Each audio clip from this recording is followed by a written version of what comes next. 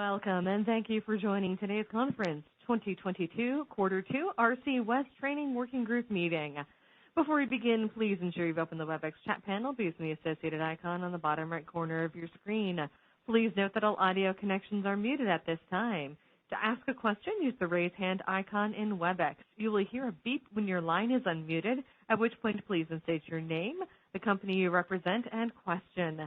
As a reminder, this conference is being recorded. If you require technical assistance, please send a chat to the event producer. With that, I'll turn the conference over to Tammy Elliott, Manager, Operations Training. Please go ahead. Thank you, Tegan. Thanks, everybody, for joining us for this Q2 meeting. And I'm going to be doing most of the talking here. Ramesh may join us, he may not, but also we do have my boss, Tricia Johnstone, here, so I'll throw the ball over to her when we get to that section of the meeting. Go ahead and advance to the next slide. Okay, this is the agenda for today. As usual, we'd like to remind you what the existing 2022 RC West training schedule is.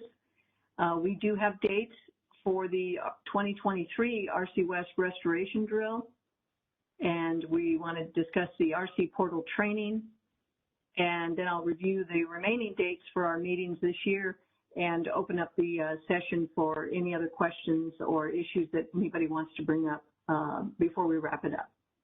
Next slide. Okay, you've seen this before. For 2022, we have completed, obviously, the system restoration drills, and the GOP focused exercise. We still have one session that's going to come up in September. And we have some BA reserve deficiency exercises on the calendar now. Most of you would have gotten the doodle poll that I sent out. And we're working with the entities that have responded to get those scheduled and the invites and other information sent out. So if there's someone that didn't respond to that and you still want to do one of those reserve deficiency drills, just reach out to me and we can talk about scheduling that. Next slide. Okay, for 2023, the RC West system restoration drill schedule is going to look like this. Very similar to what we did in 2022. In the September-October timeframe, Ramesh will be leading the scenario development sessions with the trainers on point for this. And then in December and into January, there'll be practice simulator sessions on the OTS. And then we're going to do the drills in 2023 in the very same time frame we did for this year. We'll start in the first week of February, which would actually be the 7th, 8th, and 9th, Tuesday, Wednesday, Thursday again. And they will end the week of March, mid-March, the 14th, 15th, and 16th. So we will work on getting save the date invites out for all of these things so that you can have them on your calendars and hopefully, you know, work your training schedules around so that this fits in. Okay, next slide. And it's the RC portal training slide. So I'm going to pass this over to Tricia and join in where needed. Thanks, Tammy.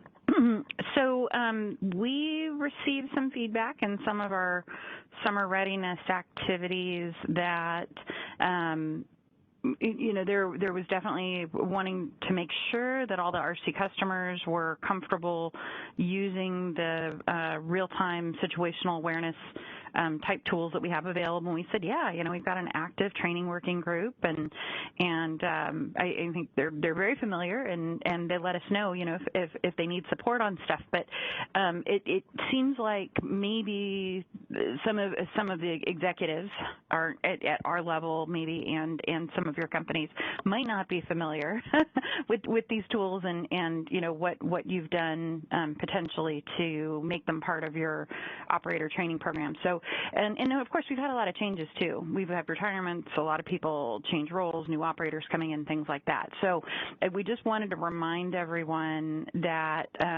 we do have probably the three primary, really being the PiVision, the GMS, and the HANA, that we do have some training resources available, and we're willing to provide additional training sessions, support, whatever you might need. We also welcome feedback for improving the data and the tools. Can you go to the next slide, please? So just really some kind of high-level stats here on PiVision. So for those who aren't familiar, PiVision is real-time displays, in many cases the same displays that the RC operators are using. There are approximately 937 RC-related users, and that doesn't include the EIM user count. So some of the EIM entities have endorsed access to their BA operators that are both doing EIM functions and RC functions, and they're on an EIM cert.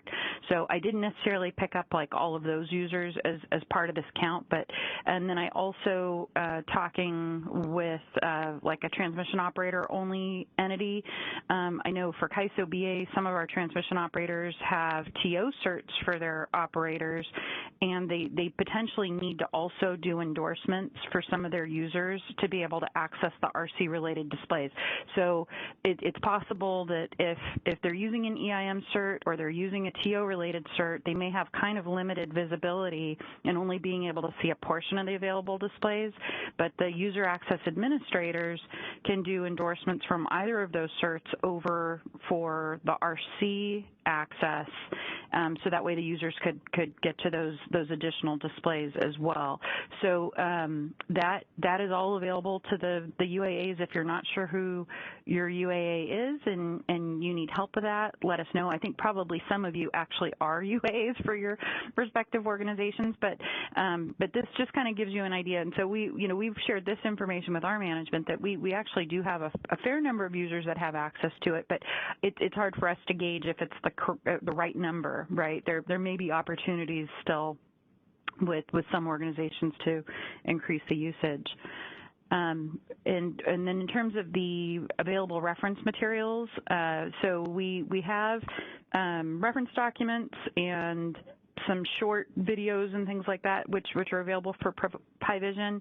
And then if you can go to the next slide, we have also I think this is about a 9-minute video that Cody did, and it's excellent. It's how you navigate to PiVision from the RC portal, how you navigate around, and then there are also additional features which the users may not be familiar with, where Cody actually goes through some of those advanced features in terms of like changing timelines and being able to even kind of create your own displays. So I know we went through this in the real-time working group, so some of this might be a repeat for some of you, but if you were not at the real-time working group meeting and you didn't see it when we played the 9-minute video, it may be a good thing for you to go through and review.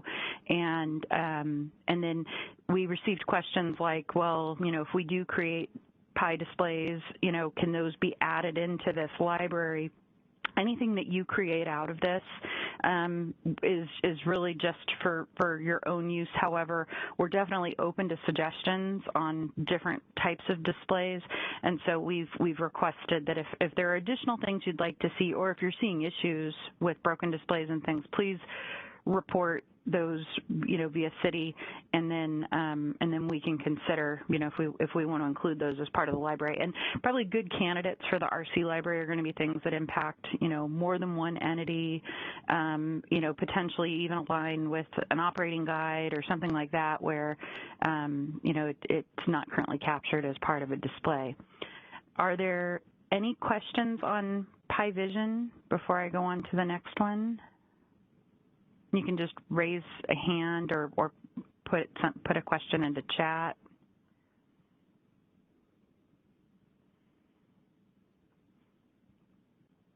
Okay, so I won't dwell on it too much longer. I think a lot of you probably were in the real-time working group call, and so you might have already even been familiar with it. Can you go on to the next slide, please? So for GMS, for grid messaging system, this I'm pretty confident that most of the operators are pretty comfortable using it because we see the activity in the GMS tool every day. But if you do have new operators, wanted to make you aware that we do have reference materials available for this as well, and some nice, really short little videos on how to do specific functions within GMS. There's a computer-based training on messaging basics. There's a user guide. And this is, kind of the approximate user count. So I took this snapshot a couple weeks ago about how many users there are for each of your companies. So, you kind of have to gauge how many operators do you have. Does the user count seem about right? In some cases, I think entities might even have shared certificates in the control room, and so if your number's a little bit smaller, that's okay. Potentially on a console, you're using a shared certificate, and that would be fine. Okay, next slide, please. And then HANA, so the HANA, there are, depending on your subscription level, right, we've got a lot of, kind of HANA base level entities and users, and so there are definitely HANA reference materials on how to use the base level, but then we also have the HANA advanced user training, and this is the recording that had occurred earlier this year that was presented by Cody and with help from our engineers and our network application folks. So that's also in the RC Portal training library and available for you and for your operators to reference. But once again, if you need additional support for it, please let us know. Can you go on to the next slide, please? And so approximate HANA user count, so I divided this out by, the base versus the study versus the visualization users. So you would have to kind of gauge, once again, does the number seem about right based on your HANA subscription status and the number of operators and engineers and other folks that you have that might be using this tool. Okay, and I think that might be my last slide. Yeah, there we go. So are there any questions about PiVision or GMS or HANA? And Tammy, I don't know if you have anything else additional to provide, but definitely any help that you can provide in terms of summer readiness communications within your own organizations. Make sure your management, your executives are aware that, that you all have helped with that operator readiness as well, that it would be good for our executives to be able to hear that as they're talking with your team. So, right. Yeah, Trish was on 2 slides back on the HANA discussion. One of the things that I made sure to put on there was that we may have named that, one more back. Yeah, I put the title of it because we may have given it a name earlier on that didn't look like it was the advanced UI training. So if you were looking for it before and you didn't see it, it's been retitled as HANA Advanced UI Training Overview. So that was the only thing I wanted to point out here. Thanks, Tammy. Okay. All righty. So this is going to be a really quick meeting, but unless you guys have a lot you want to talk about that's off the agenda, but that's good too. The 2022 meetings for the rest of the year, we have August 18th for our Q3 and November 17th scheduled for Q4. So I just wanted to remind you of that. And then I think I can open it up for questions from the group to the next slide. Any other topics, questions, or issues or concerns that anybody wants to bring up here? Once again, if you'd like to ask a question verbally, you can use the raise hand icon in WebEx to raise your hand virtually. Or if you are audio only, please dial #2 on your telephone keypad. You'll hear a notification when your line is unmuted, at which point please state your name, the company you represent, and question.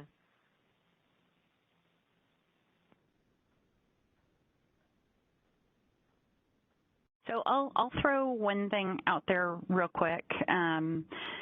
So in the past, when we had originally started with RC Go Live, there was a really strong push to keep our RC topics separate from our market topics and things like that, and for a good reason. But now that the WEIM community has grown, and we have had events where there are some market mechanisms that can potentially help us for reliability purposes, and we want to make sure folks have a good understanding of how to use those things. We've actually been talking internally with our client training team about where we can partner between their group and our operations trainers, and we see like value definitely where they're getting into things which are actually reliability topics.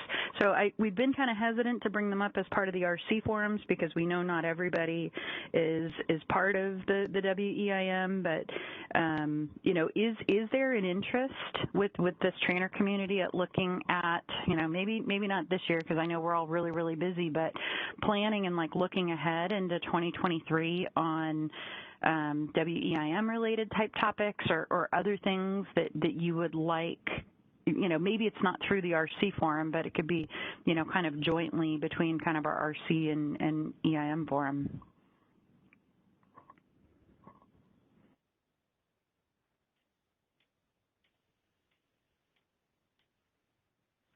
All right, we do have a caller in queue. Caller, your line is unmuted. Yeah, hi, this is Trevor Schultz at Idaho Power. I am not at all opposed to EIM topics with regard to reliability conversations. I think it's hugely important for the EIM participants to understand the tools they have so that the market essentially doesn't make a reliability issue worse, which is possible if they don't use those tools. So I think it's totally appropriate. Okay, good. Thank you for that feedback. Yeah, we see the same things. I mean, even the reliability coordinators are asking more questions about it, right? They want to improve their understanding. Not that they're necessarily going to give instructions, right, to say do this on the market, but they want to understand it so that way, potentially it's part of the conversation. They're certainly talking to our market operators in the room when they see certain things going on. So good. Thank you, Trevor. And we'll go to the next caller.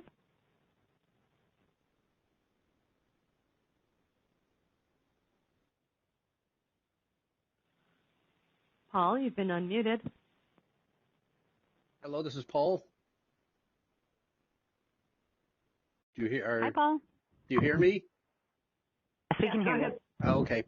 Yeah, just wanted to echo what Trevor said, and I think what was it Tricia who was speaking, agree and would support integration of some EIM and RC topics, particularly some of the market disruption events, best practices and recovery from that. Okay, good. Thank you. That input's helpful. I know if I understand correctly, our corporate incident management side or corporate preparedness side actually did coordinate an exercise with Portland, I think. Portland's corporate preparedness group had reached out and asked, could we do a market disruption?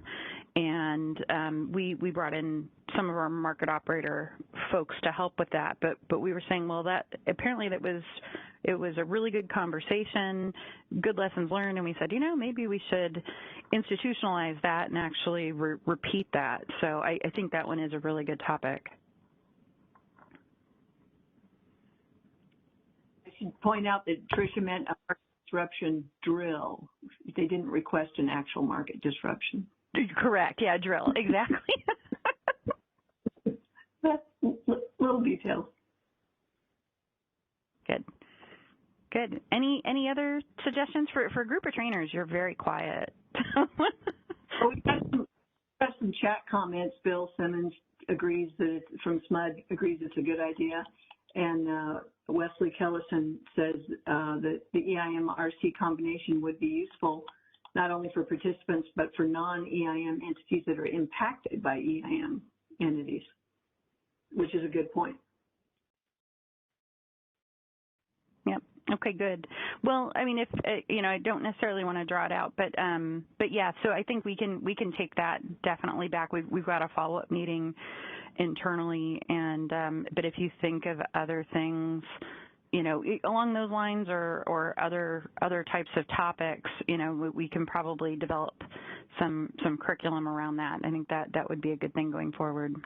So thank you. Yeah. Thank you, Tricia. Okay. Is there any other topics or anything that anybody wanted to bring up while we have everybody around the table?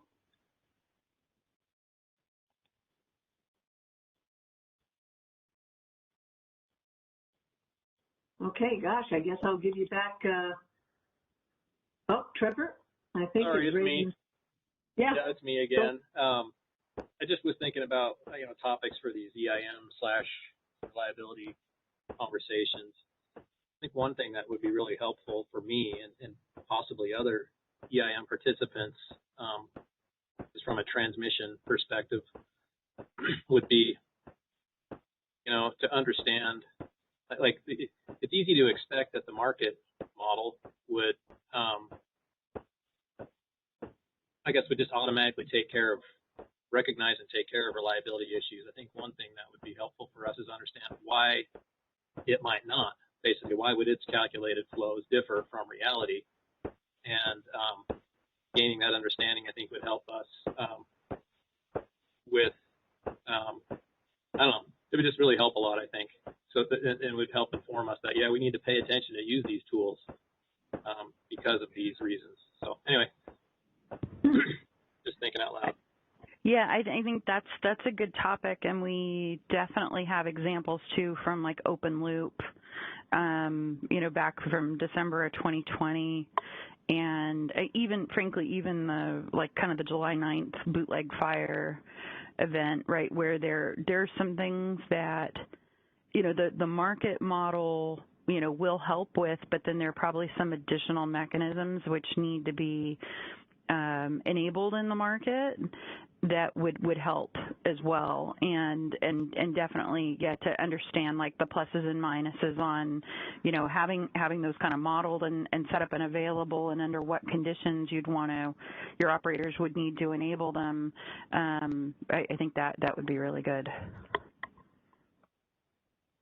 Yeah, I agree. You don't want to just feel like you can put 100% of your trust in it all the time. You got to know when to use it and when you can't use it. So, okay. All right. Any other thoughts that may have crossed your mind at this point that you'd like to share?